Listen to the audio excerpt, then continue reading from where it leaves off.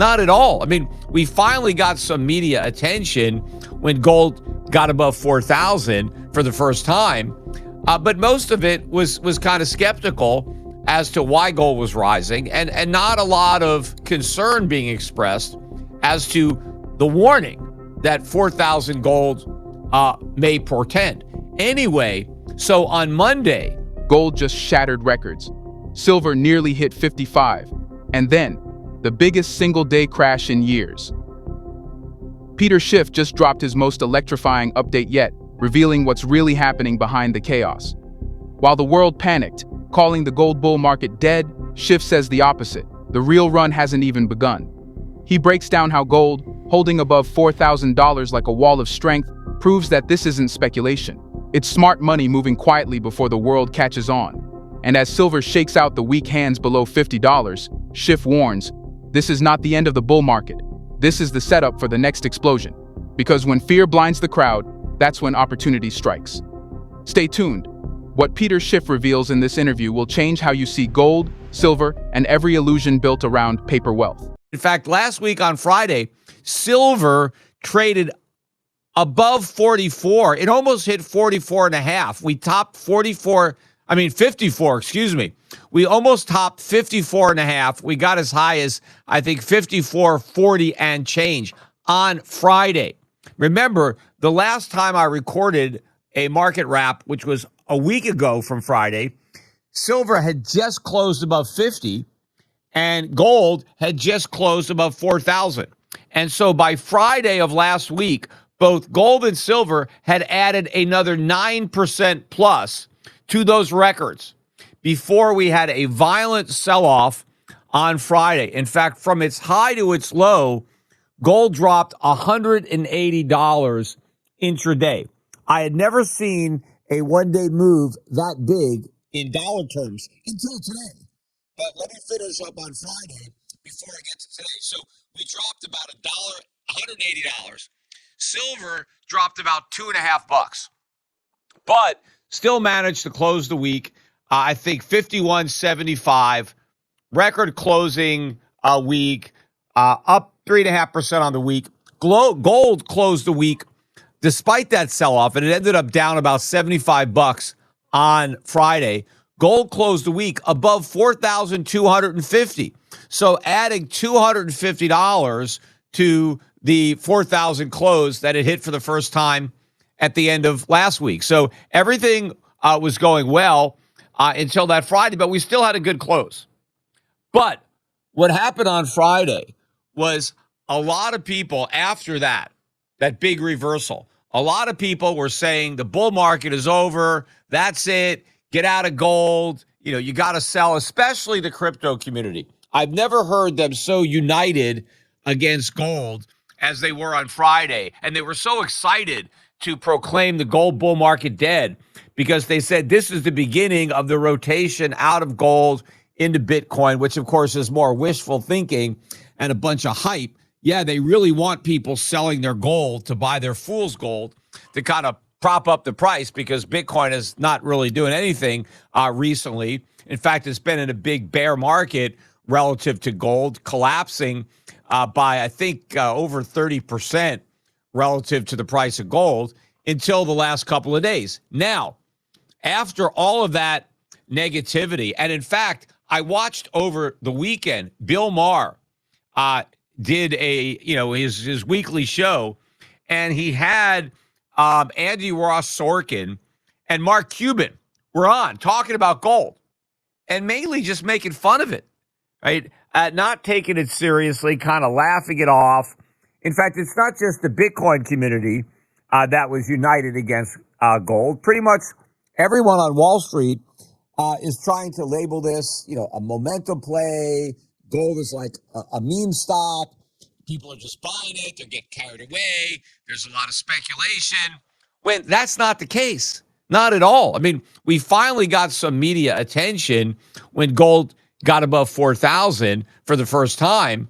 But most of it was kind of skeptical as to why gold was rising and not a lot of concern being expressed as to the warning that 4,000 gold may portend.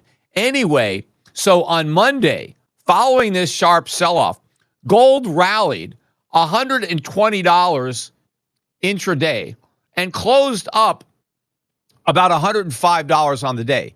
So made a new high barely from Friday and closed at its all-time record high close. I think we closed around 4,360, something like that. I mean, the highest daily close ever for gold. Silver didn't totally recover, but it still managed a nice day, closing above 4,200. I mean, closing above 52. I'm getting my numbers confused here. Closing above 52. So again, very strong. Yet more negativity about gold, trying to scare people out of gold, get people to get rid of their gold or not to buy gold who might have been thinking about it.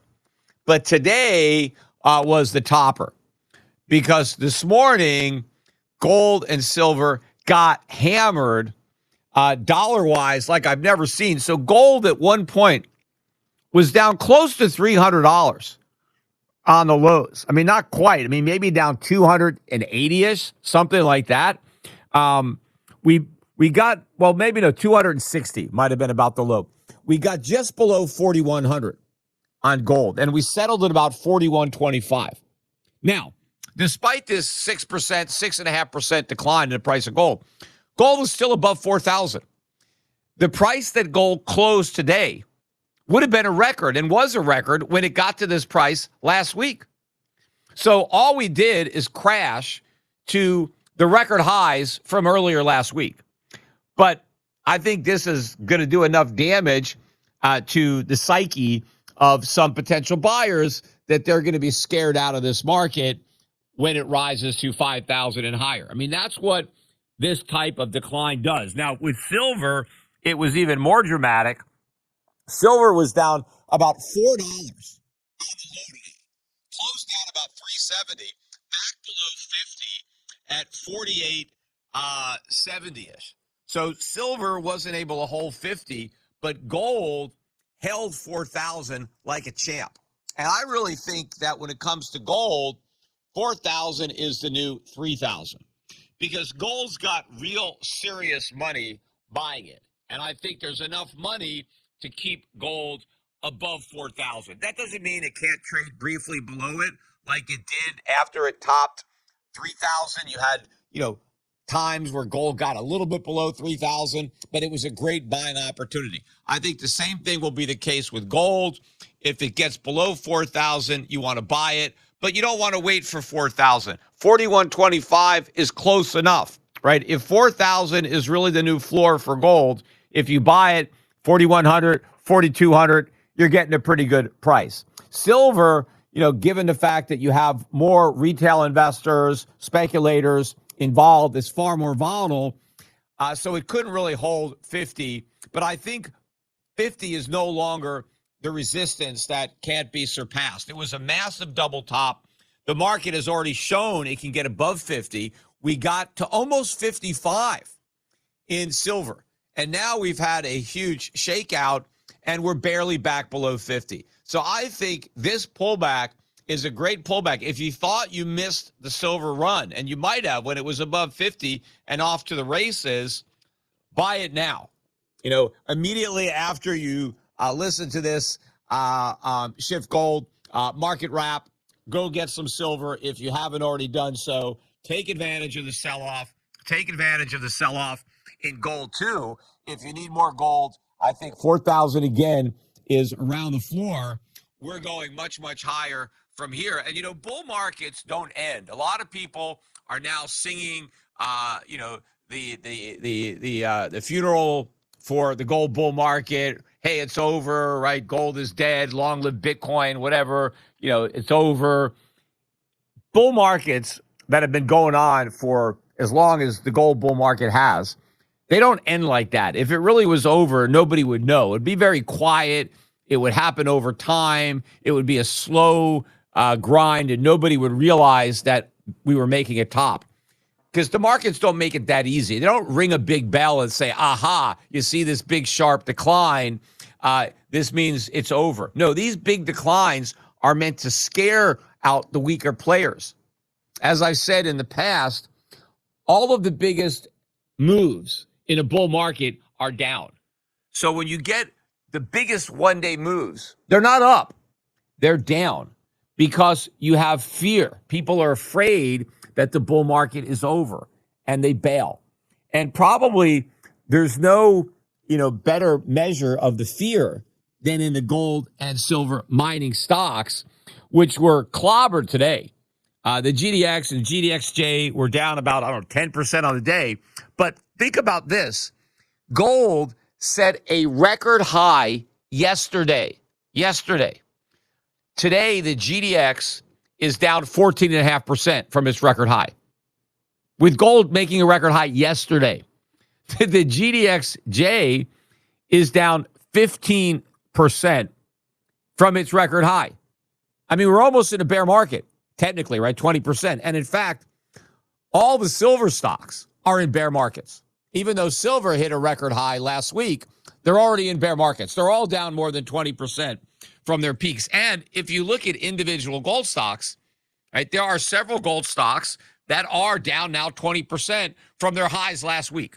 So in a full bear market, just based on this one correction, gold is only down 6.5% from its record high, and all of that happened today. Peter Schiff couldn't have made it clearer. The paper money era is ending, and real value is coming back to gold and silver.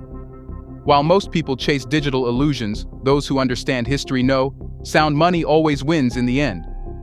If this message opened your eyes, support the channel. Hit that like button, subscribe, and tap the bell icon so you never miss when truth like this drops again. Because as Schiff reminds us, when the dust settles, those who hold real money will hold real power.